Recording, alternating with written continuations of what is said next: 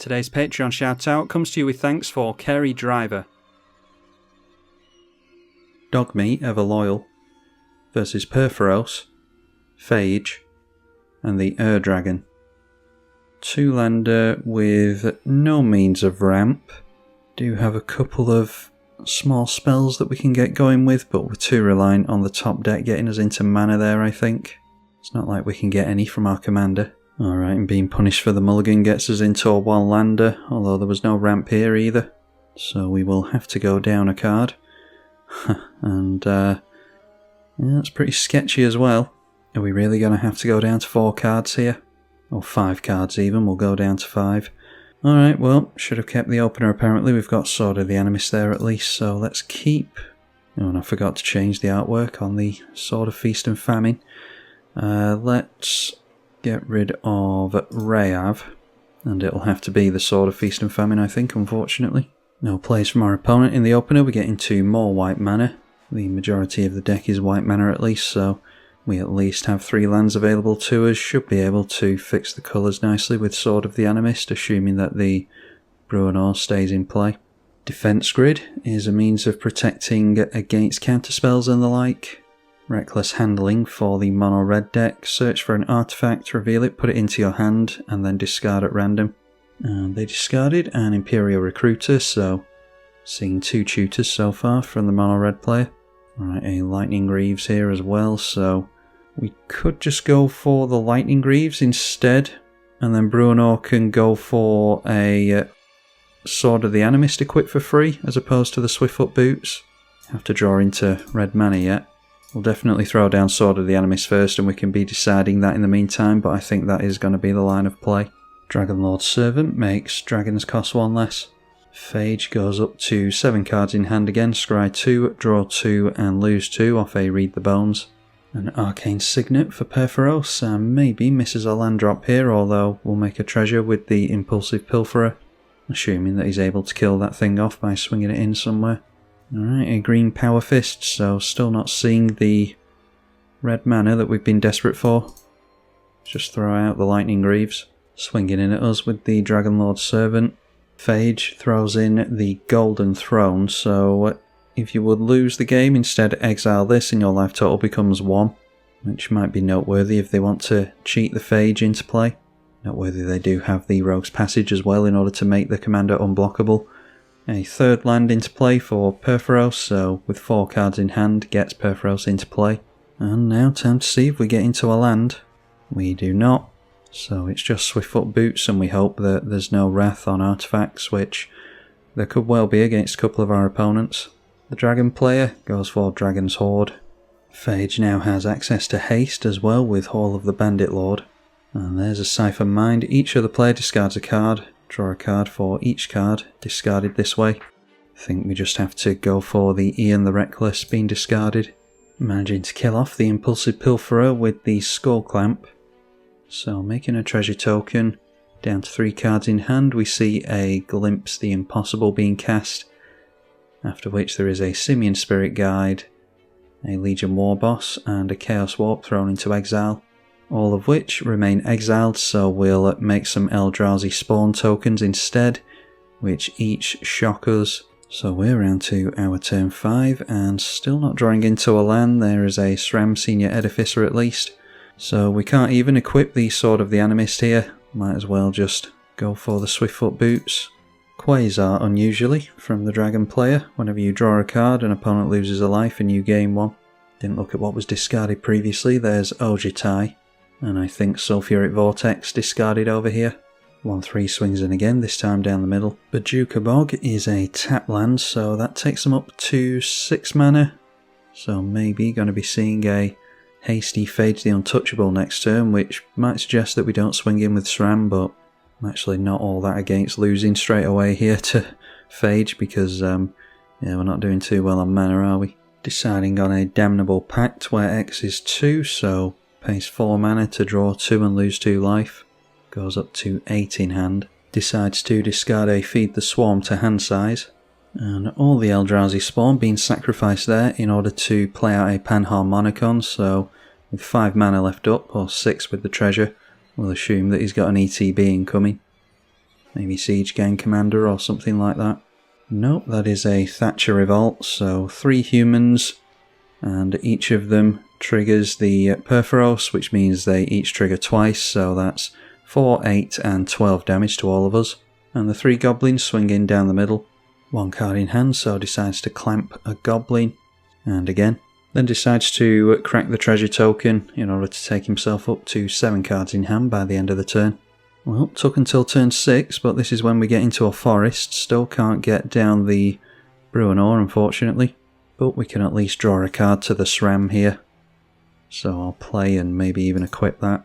Although we want to equip Sword of the Animist, really. Gets us into another new creature, the Armory Paladin. So let's finally fix our colours, even though it's probably too late for us at this point. Might be that Phage probably gets rid of Purphoros. We need to tap our creature down anyway. So Phage can swing in at us if he wants, but let's go in towards Purphoros so that Phage doesn't feel the need to get rid of us. Quasar triggers during the draw phase, of course, and is pointed at the Phage. And there we see more card drawing, a Painful Truths, so that is draw 3, lose 3, because there were 3 colours placed into it. And Quasar triggers 3 times for a series of drains here. Looks as though they're all being pointed at the mono black player. Then main phasing a Harrow after that, sacrificing the forest. Our opponent has enough for the Phage, but decides to cast a Dark Ritual anyway. Alright, instead casting a Profane Transfusion, so swapping life totals with the Purphoros player. Does not have haste on the horror token he just made though, even though that's a 30-30, so Rogue's Passage continues to be a threat. Could take out 2 players next turn, although he wouldn't be able to afford Rogue's Passage and his commander in the same turn. Goblin War Chief makes goblins cost 1 less and gives them haste. And will of course take 4 damage per creature that enters now, thanks to the Panharmonicon. Lightning Crafter has you champion a goblin and is a lightning bolt for a tap. So they can do that in response to the champion trigger. Noteworthy that they do have to double up on champion triggers, so I think they're going to have to sacrifice that here. Alright, deciding not to tap it down, so yeah, I think they've got a Nombo there. They'll bring back the Goblin War Chief at least, and do another 4 damage. So the Purphoros trigger's still mounting up, but they could have done 3 damage on something there. So we're down to 9, the Dragon player down to 13, and deciding to hold back the Goblin War Chief, which would force him to make use of the Rogue's Passage next turn. Alright, now we get into a land. So we'll just play the land and go for the Bruenor finally, I think. Then it can be Power Fist for 0 onto the SRAM. That is from the Bruenor, and we are buffing up the power of our commander here, or of the SRAM even, not our commander. This has to deal damage to a player, so if we go Lightning Greaves as well, we can deal a bunch of damage to someone and put plus counters on that. I mean, we're not winning this one, are we? Thanks to the terrible turns that we've had. But I just have to swing in here. We'll go into the left, and if they want to trade the Quasar for the SRAM, then so be it. Alright, our opponent deciding to allow it through, meaning that they will be at the mercy of the Purphoros player, assuming that he survives. We get a bunch of plus counters onto the SRAM thanks to the Power Fist. So that jumps up to a 22-14, so we got to do at least a little bit of something here. And after that, we might as well just go Power Fist onto the Bruenor. We'll pay for the ability on that, and then Lightning Greaves can move over there as well. We have to be careful with Shroud and the Lightning Greaves. If we've ever got just one creature with a Lightning Greaves equipped, then we can't unequip it and therefore won't be able to target with any other equips. Anyway, they might be able to draw a bunch of cards. The Quasar is now pointed at us, so we're all just playing into the mono black player's hand really. Might be that the 5 colour player can get rid of that horror though. Although he will have to play around the Defense of the Heart if he wants to do that. And the 3-4 turns in towards us, as does the 1-3, so we'll block the 1-3 here, and we'll keep our Bruenor in play. Does mean that we're going down to 5, unfortunately. And if our opponent has a Windfall, multiple players with 5 cards in hand would get rid of us with the Quasar. Alright, well, there is a Day of Judgment, so hopefully that will buy us a turn. I mean, it depends on who he wants to get rid of, as ever, with the Phage. Now has the life to put into Hall of the Bandit Lord, of course. Frontier Siege after that. And decides to name Khans, which means he gets a couple of green at the beginning of each of his main phases. Tainted Ether. Whenever a creature enters, its controller sacrifices a creature or a land, followed by Trailblazer's Boots for more unblockable shenanigans. This does mean that Purphoros is able to take a couple of us out next turn by the looks of it. Chandra's Spitfire. When an opponent is dealt non-combat damage, it gets +3 to its power.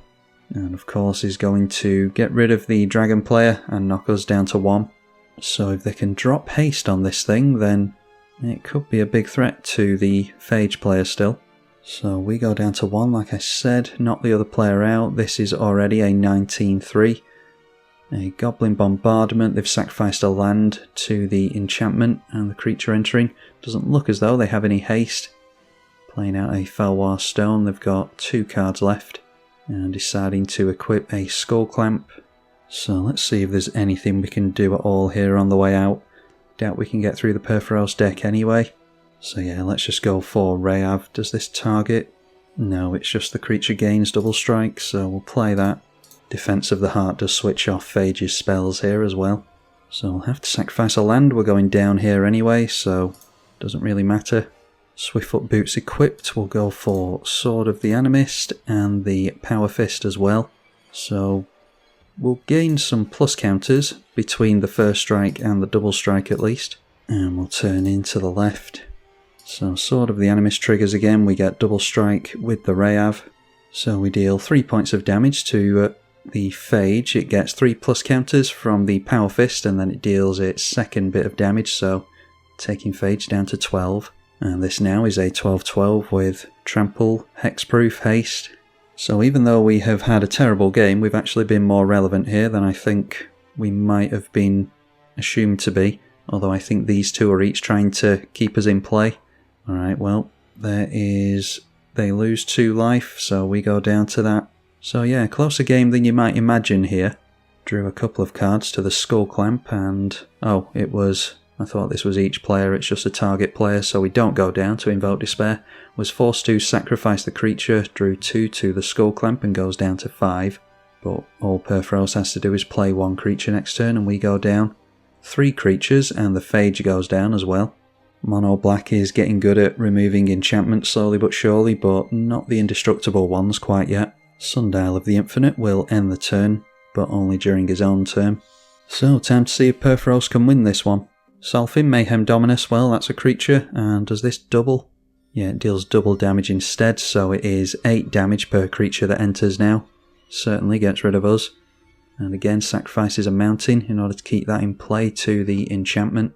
And there we go, a Chandra's Incinerator, so that will definitely get rid of him. So I think we helped the Purphoros player along effectively there by remaining a threat. We had it so that the Phage could never really come down and take care of him.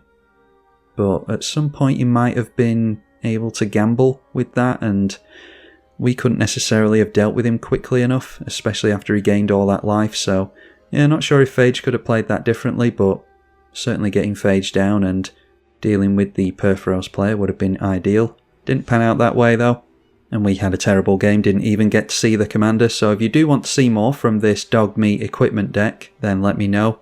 Not sure how popular a commander it's going to be, in all honesty. I'm expecting much more from the Wise Mothman. I'm sure you'll tell me in the comments though. I'll keep a very close eye on the views as well. I'm tribalkai. Thank you for watching.